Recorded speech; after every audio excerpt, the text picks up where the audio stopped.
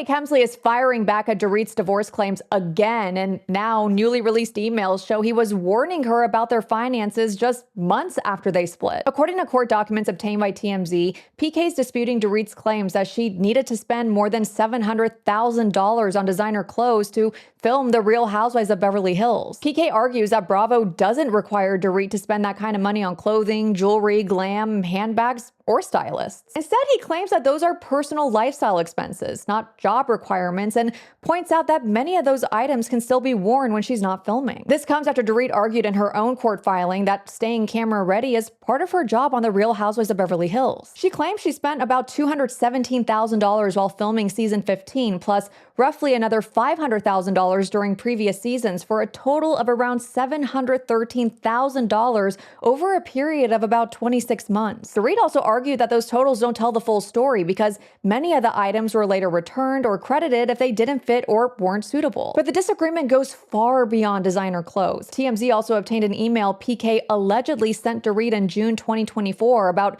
2 months after they separated. In that email, PK wrote that their current spending is not sustainable and warned it would be devastating to our family if they didn't make financial changes. He also claimed that he repeatedly tried to have productive conversations about their finances, but PK further alleged that he repeatedly asked to spend time with their children and says that Dorit told him they were being cared for by nannies or her parents while she was filming or traveling. In the email he wrote, "It is simply unacceptable that I am being deprived of spending meaningful time with our children." He also accused Dorit of making false claims about him regarding the children and trying to weaponize his sobriety. PK went on to claim that Dorit earns more money than he does, but hasn't contributed towards the mortgage, insurance, taxes, or other expenses for the home she's continued living in since they separated. But Dorit disputes PK's version of events. She maintains that she's the children's primary caregiver, saying they spend about 95% of the time with her without child or spousal support. She also argues that PK stopped paying the mortgage despite